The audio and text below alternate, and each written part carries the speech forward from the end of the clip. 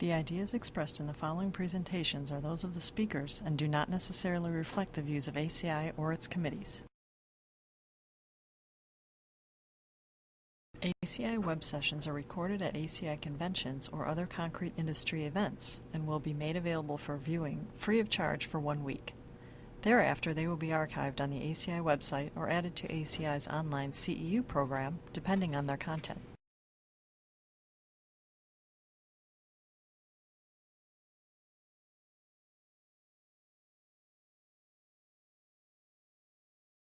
I'm going to go over some of the code change proposals that we're trying to address at this point in time. My focus is a little bit, it's going to be primarily on those that we've already developed and tried to ballot through the main committee. But I will also discuss to some degree what we're thinking about in the future. So really, I'm going to go through just very briefly this list of code proposals that we've dealt with so far. And these are the ones that have already been balloted by the main committee. And if this had been 2 months ago, it would have only been the very first row. So we had a very busy fall. This one was to allow grade 100 ASTM A615 reinforcement as confinement reinforcement. This was a very easy sell because we had already allowed A1035 in the code. So since then, really we're trying to focus our efforts on getting grade 80 reinforcement into the code for seismic applications. And so we are, I think that it's possible that we'll get it through this meeting, but it's more likely we're going to have to ballot it one more time at the main committee level. Then the next item is CR 006, and that's to revise the net tensile strain we use for the unified design provisions. And this is really, it paves the way to being able to adopt grade 100 in the future. So that's the main focus. It's not something that's needed right away necessarily, but we'll push for this in this committee, in this meeting as well. Then we have CR 007, which is really the development for deformed bars and deformed wires in tension. I'm going to talk about this in more detail. Current provisions, especially for unconfined splices and development lengths, really need some improvement before we make our way to higher strength reinforcement to allow it in the code. Then grade 80 reinforcement for diaphragms, very contentious issue. It's based primarily on committee opinion, and when you have a committee and you have opinions involved, that's trouble. They don't listen to me all the time. So, and then the next thing is intermediate moment frames. We already allow grade 80 reinforcement for intermediate moment frames, but there's some thought that maybe we should tighten up the tie spacing or hoop spacing for the members of intermediate moment frames. Because the reality is grade 80 hasn't been used and now it's going to be used. And so it's time to relook at those provisions. Longitudinal bar bond and columns. Wasim didn't talk about this. This is really his baby he put together. It's looking at splitting bond failure of columns and whether we need provisions to prevent that, and I'll talk about that a little bit more in detail, so I'm glad he didn't get into it too much. And then finally, and perhaps the most important thing we balloted this last committee, is what are the tensile properties that we want for grade 100 reinforcement to be used in special seismic systems. It's a very important question to answer. It's the first time I've actually been involved with an official sort of code opinion to get out in front so that we know what we're working with. And as you heard Jacob say, it's not, you can't have it all. We're going to have to compromise at the end of the day on this one. So some of the proposals that are under development at this point in time, but they're really sort of in the background right now, they fall into a couple categories. One is items that came up during the development of the grade 80 seismic proposal. A lot of individuals they have sort of I'll call it pet peeves, They want their little thing in the code, they want that tweak, and rather than really being applicable just to grade 80 reinforcement, it's applicable to grade 60 reinforcement in some instances, and sometimes they just want it separate from the main ballot. And so that falls into this category. One of them is the tolerance for hoops. Did you know that you can have a hoop placed 3 inches wider apart than what you specify on your drawings? So if you have a 3.5-inch hoop spacing and the contractor can have an extra 3 inches, that's 6.5 inches. I know where that's going to buckle, where the bars are going to fracture. So we're trying to do a little house cleaning by requiring to tighten up that hoop spacing for within 318, Chapter 26, and hopefully that will eventually lead to a change to ACI 117. Supporting the next item is also has to do with this grade 80 reinforcement, and that's a suggestion that was made during the what I'll call ATC 98 process that I had led a group with several in the audience here, looked at the use of grade high strength reinforcement for seismic applications, and there was a recommendation in there that all bars, longitudinal bars of boundary elements, beams and columns of special moment frames should be engaged by a 90-degree bend of a hoop or a seismic hook. And so we're looking into that. I thought that sub H would take this on, and they didn't, so I think it's going to be thrown back to sub R. So then, which sub R is the subcommittee that's addressing the high strength reinforcement. And then we're also looking at the bar bend requirements. Wasim mentioned that earlier during his talk. We're waiting for him to finish his research before we pick that back up. And then grade 100 for beams and slabs. It's in the early stages of development, but I intend to make that the focus of sub-R in the next, throughout the rest of the spring and into the summer. I keep thinking it's winter because that's what it's felt like all of March in New England. We had snow last week. It's like miserable. Okay, so then splices at the base of structural walls. This is another item that was a committee member's concern with allowing lap splices at the base of shear walls. And really it has nothing to do with grade 80 reinforcement, but sub H hasn't picked up on that, and so we are going to take the lead and develop that. There's actually a first draft. I gave approval to Santiago Pujol to earlier in the week to head it up, and he's already got a draft of the proposal prepared. Looking at the grouping, I just think of these proposals in 4 main groups. One is grade 80 for dead, live, snow, and wind. A lot of people are surprised that 318 allowed the use of grade 80 reinforcement as far back as 1971. That's when it was introduced into the code. But we didn't have an ASTM that specified that grade reinforcement until, well, other than the A1035, but not in the A615 world, not until 2009.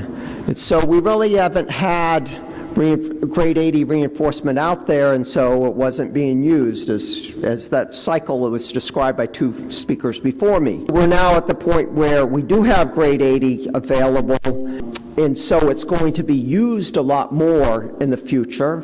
And so we need to really go back and rethink some of the provisions in there for minimum reinforcement, deflection, and crack control as we use that reinforcement.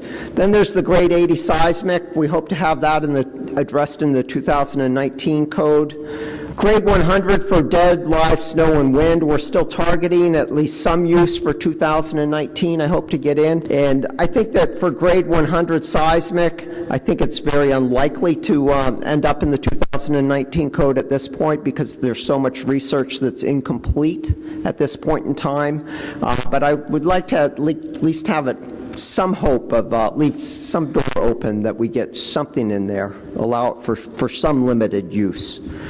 Okay, so some of the challenges in adoption is really that we don't have complete research at this point in time, and sometimes we have more research out there than we know of, but it's often done in other countries, and so it's in different languages, and we don't always have access to that, to an English version of that research. So it's really, sometimes we're shooting in the dark, and sometimes there is that research out there, and we just don't know about it, so we're always looking for it.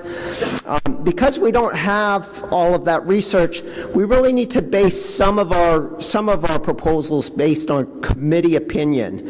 And I think that we are so used to having research to back up code change proposals, I find people are very hesitant, members of the committee can be very hesitant to just use their opinion, stick their neck out there. So I'm really pushing that. I pushed it with sub-R the last meeting, and I'm now going to have to push the main committee to use their opinion to resolve some of these issues. Really, the other main obstacle is what performance is required. You know, we can take our test results and we can compare them to grade 60, and you hear a lot of talk about that, but the reality is what we want to do is compare it to acceptable performance. And unfortunately, we don't know what acceptable performance is today, but hopefully we will know that by the time Greg Deerline's project's over with, at least for seismic purposes.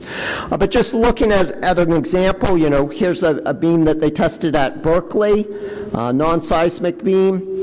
Clearly, that's enough deflection to warn a building owner that they should be calling the building official, or they should be hiring a structural engineer to find out whether this is, you know, something's obviously would be wrong if you had that occur in your building.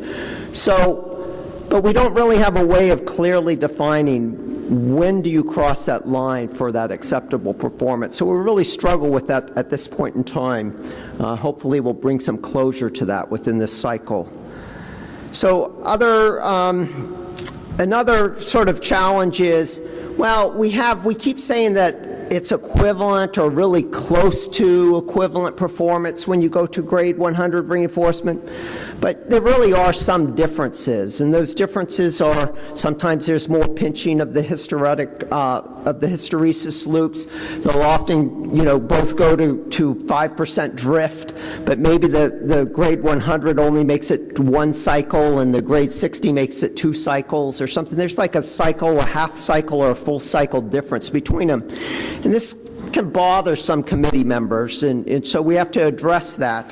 We can't just sort of ignore those comments. We can't just wish them away. We really have to scratch our head and say, okay, maybe it's not exactly equivalent, but is it acceptable? And that's where we wish we had a realistic assessment of what performance is required.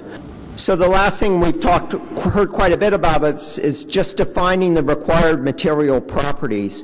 There's been a lot of sort of back and forth early on, and we are reaching consensus, I think, and I think we'll come to a complete head this convention in terms of what properties do we need. I know there's still some research that Wasim's doing, but the reality is it's time to actually make our best estimate of where we should be with these properties so that the producers can start producing that bar, so that we can start doing the research, then we can start developing the code provisions and then start using them in actual structures.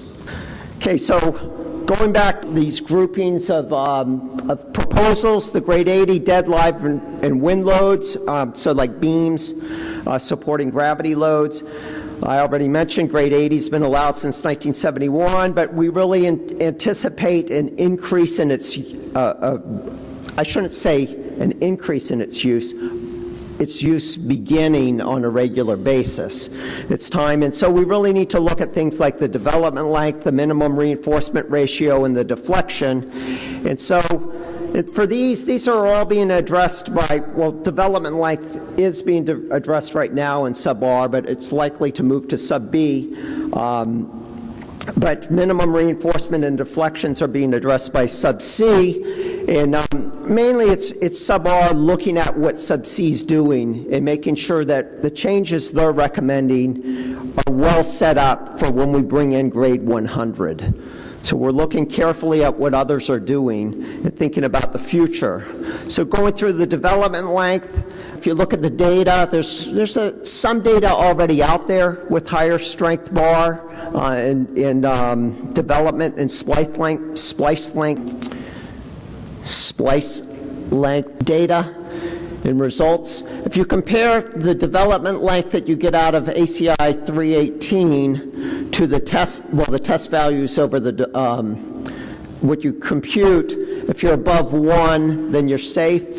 The blue dots are 318. You can see there's a lot of members here for unconfined splices that are not above that 1, which you want. So clearly, and there's a very clear trend, as the strength gets higher, it sort of diverges. The equations no longer work. Yeah, the 1.3 factor, we really get out of the woods for the most part. We don't know that much about splice failure. It really speaks to the fact that maybe we need to do something different for high-strength reinforcement. And by the time you get to grade 100, it's very clear you have to do something different. You look at confined splices, it's a much better picture.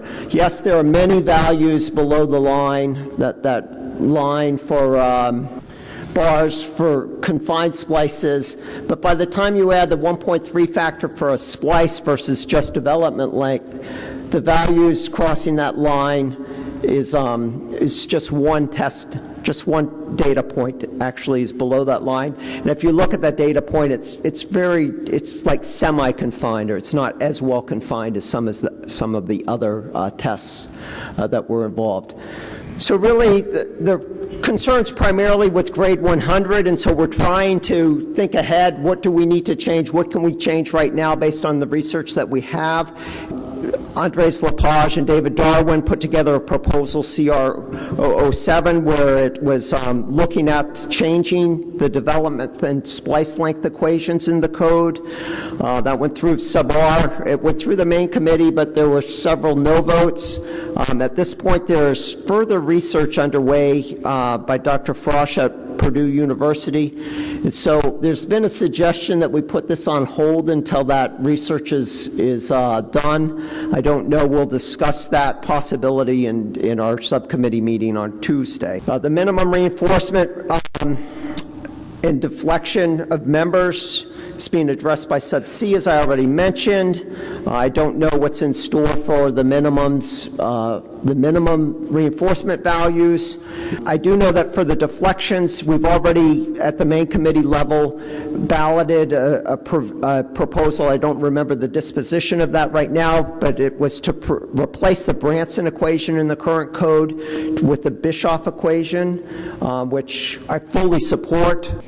Mike, that's set. Okay, so that's good. So that's already addressed, and we had recognized when we did the research that PanCal had funded for ATC 115, we had already recognized that the way to approach deflections of members with high-strength reinforcement was to use the Bischoff equation, that it would work much better. Okay, so then moving to grade 80, seismic. For ordinary moment frames, no changes. Intermediate moment frames, the big thing is to reduce tie spacing or hoop spacing at the bottom and tops of columns from 8 dB to 6 dB. Sort of the comments that we got back from the main committee were, they varied, polar opposites, so there's going to have to be some compromise, or someone's going to be voted non-persuasive. One was, we don't need any change. Maybe you could change the maximum spacing of 12 inches to 8 inches. 12 inches really doesn't do you anything, give you any ductility whatsoever if you have that as the spacing of your hoops. So they were thinking to reduce it to 8 inches, and then we had others that were saying for grade 80 we should be all the way down at 5 dB instead of the 6 dB that we recommended. And then the other recommendations were, comments were along the lines of that you're only addressing columns, you should also address beams with this proposal. And so we'll be discussing that at this meeting. Okay, so then the grade 80 for special seismic systems. This is really our main focus. This is one of two of our main focuses, going on right now.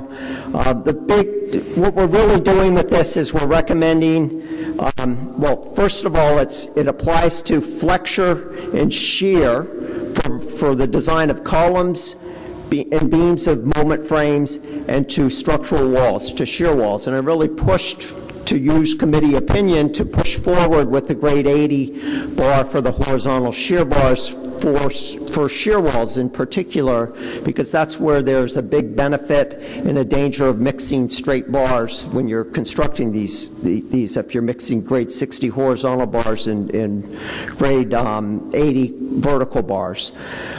Then also there was some tests that Wasim had done that showed that grade 80 reinforcement worked well as shear reinforcement in columns, and that was consistent with some research that came from the Japanese researchers in the 1990s, early 2000s. So we went ahead with that proposal. I don't know, we got, I guess the other aspects were just the hoop spacing reduced from 6 dB for grade 60 to 5 dB for grade 80 reinforcement. There was a maximum reinforcement ratio of 0.025 for grade 60. We'd reduced that to 0.02 for grade 80 bar. And then we had two options for joints of moment frames. One was to increase the length of the depth of the joint to 26 dB from 20 dB for grade 60 reinforcement. And then we also provided a second option, which was a formula that was dependent on the yield strength, the concrete strength, and the lightweight concrete factor. There are a lot of negatives that we received regarding that lightweight concrete factor. There are a lot of, overall, the vote came in that the committee preferred the equation, but the no votes against using that equation were so strong that I don't think that it's realistic to get it through. And so we will probably retry with an equation when we introduce grade 100 reinforcement, but for now go to the nice simple 26 bar diameters. So some of the concerns that were raised that I haven't already mentioned, one was the splices in plastic hinge regions that led to the proposal I described earlier. A couple individuals said that it's very odd that we would allow grade 80 for shear design for seismic purposes when we only allow grade 60 KSI for gravity purposes. And from my perspective, the way I think of this is, when the earthquake comes, before the earthquake occurs, you really don't have high shear demands. When the earthquake comes, you know what, you're going to crack, and so you're going to have lots of cracking, and it doesn't matter. You know, it's not a serviceability issue, it's purely a strength issue. And not only that, for like columns, or at least beams that are lightly loaded, you're not even counting on the concrete strength in the plastic hinge regions. So you're just relying on that bar. I think there's enough conservatism in it that would allow you to use the 80 KSI. I don't know if we will be successful with that. We'll find out soon enough, though. So the other sort of committee, and then the last sort of belief that all bars should be tied, that also all longitudinal bars should be tied in boundary elements, columns and beams, plastic hinge regions of columns and beams. That was also commented on quite a bit. What I really described was just the comments that came out of our subcommittee. And the problem with proceeding to the main committee with comments that are not completely resolved in your subcommittee is that there's a lot of pile on at the main committee level. And so we experienced this where they said, well, why are you sending this to us now when you didn't resolve that? So we're going to have to deal with that fallout, and I think the way we're dealing with it is developing these other proposals to address those issues. So as I mentioned already, real strong opinions to go with the 26 dB for the joint depth. That's probably the most important thing. And then we had an extreme. The one element that we didn't allow the use of grade 80 reinforcement for was coupling beams of structural walls. And we had some individuals comment, well, why not coupling beams? So we sort of have these balancing balancing acts between differing opinions. So the next proposal I want to talk about is the net tensile strain limit. Unbeknownst to us, Sub D was preparing a proposal that addressed the lower limit of the allowable net tensile strain for beams, and so it conflicted with our proposal. So mainly what we're dealing with is what goes on in this transition zone. So what is this limit? And we wanted to make it applicable. Instead of just using 0.005, have something that would work with high-strength reinforcement or with grade 100 reinforcement. And so we came up with a proposal in which we would just use, let's just skip that slide. This is Claire. The proposal is mainly to take the net tensile yield strain and add 0.005 to it. So that would be 0.002 for grade 60 would get you to 0.0045, which currently in the code we have this 0.005 is for the tensile tension controlled member, but we allowed beams to be designed as low as 0.004. We thought that this was a compromise between those and that might move forward. And then this D proposal was eliminating that 0.004, going to 0.005, and talking with the chair of Sub D, we came to the conclusion that what we should do is combine the two proposals so that we would have sort of a floor of 0.005 for grade 60 reinforcement, and then the proposal would remain as is for grade 80 and higher. So I think we have a pretty good chance of getting this through this convention. It's probably the most likely of all of the proposals that we have right now.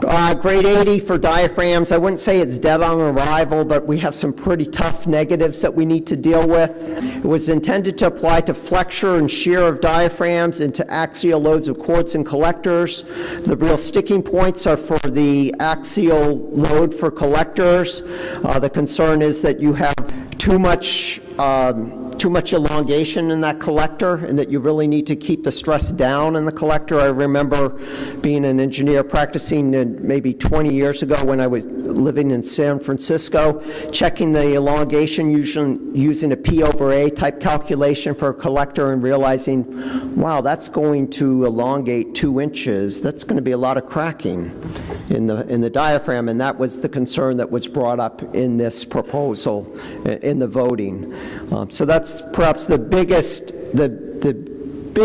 greatest concern was this collector, allowing it for collectors. And then the next most important concern was that you get wider cracking for shear cracks, and that we'd really like to see the diaphragm remain elastic, and there was a concern that it would be less likely to remain elastic, or if not elastic, at least it would be softer and have more cracking if you allowed grade 80 for shear. And so that was the other main no vote. So then moving on to the longitudinal bar bond and columns, the concern is splitting bond failure. That's when you get, it's hard for me to see without my glasses, but you get a crack and spalling over the entire height of a column. Wasim observed this in his tests, one of his column tests. This has been addressed. The Japanese researchers identified this quite some time ago, and it's been in their design codes. They've addressed it in their design codes for quite some time. What we had was sort of think of it as if you have reverse curvature of bending and your inflection point's in the middle, then you need to develop the bar in tension on one side and in compression on the other side, but you have reverse curvature bending, and so really what you want to do is develop the bar for 2 times the yield length, 2 times the development length, but then you have to take off something for the plastic hinge zone, the length of the plastic hinge zone, and realize that the bar is going to yield at a stress that's higher than just the yield stress, and so you end up at 1.25 times the development length for 1/2 the column length. So you need to limit your bars so that you have 1.25 times the development length for half the column height. And so we had some no votes. Mainly, I would call them editorial, even though we're supposed to vote with comments for editorial changes. The biggest thing was they would rather see this, just rather than having that 1.25 in there, they'd like to see it at 0.25, 0.4 LD less than 0.4 times the clear column height. And there were some concerns that this is just a made-up behavior that you see in a laboratory that you wouldn't see in real buildings. To me, I just think we haven't seen it in real buildings because we haven't seen enough earthquakes. Would rather see that person indicated that they'd rather see the column to beam strength ratio increased instead. I really don't think that would solve the problem. I think they're different animals.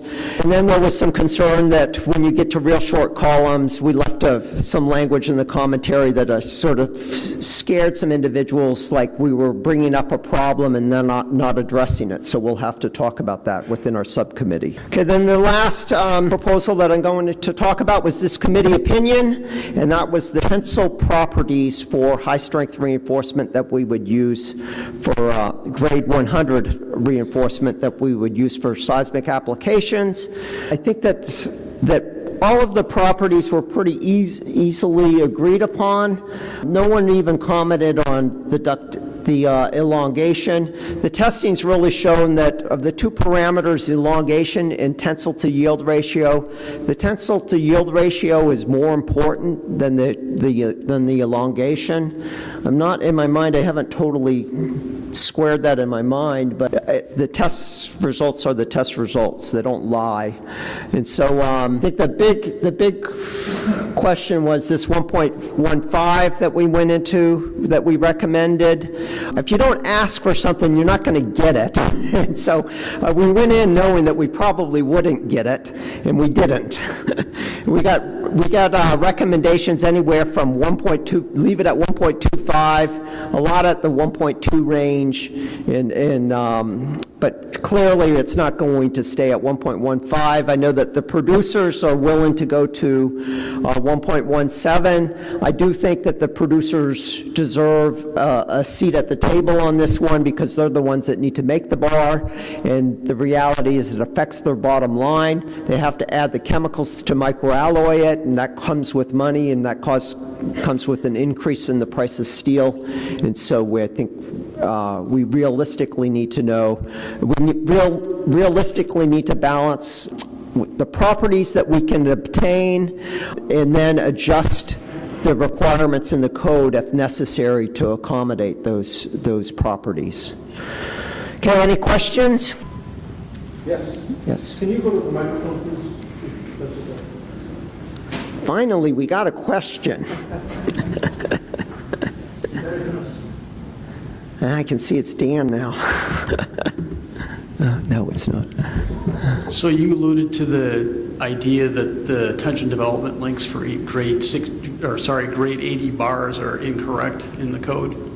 Yes. So you said that that's more obvious with 100 with grade 100 and not as obvious with grade 80. But do you think the current provisions can be used to define tension development links for grade 80 bars? I'd say that I feel a lot more comfortable when they are confined splices. If they're confined splices, I'm not concerned with it. Okay.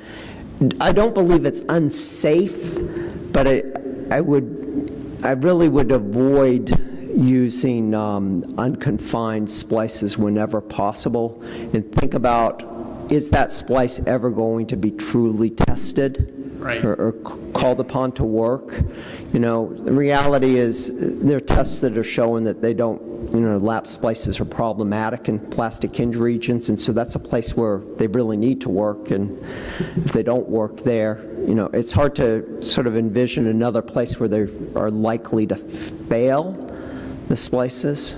Yeah, so this is actually for an application I'm working on right now. We're using a special reinforced concrete shear wall combined with the strut and tie, and we need to use higher strength tie bars. So they're really not technically part of the yielding system, but they'll be connected to that, so they wouldn't see as much strain demand as you would for the primary grade 60 bars. But we need this tie element essentially, and we're trying to predict the development links with the current 318 provisions. So if you're saying basically I could confine those tension development links with ties, and that would improve the performance? That's correct. Okay. And also I want you to realize that confinement of a splice is different than confinement of like a beam or a column or a boundary element of a moment frame. Right. Confinement of a splice means like if you have a shear wall and your vertical bars are spliced and your horizontal bars are on the outside, closer to the face, those horizontal bars confine that splice, the vertical bars, the splice of the vertical bars, because they prevent the splitting crack that would have formed coming to the surface. Okay. Yeah. Yep. So they work, so I wouldn't say that, I don't say that the grade 80 doesn't work unconfined, but you see it's less reliable for sure than at grade 60 level. Yeah.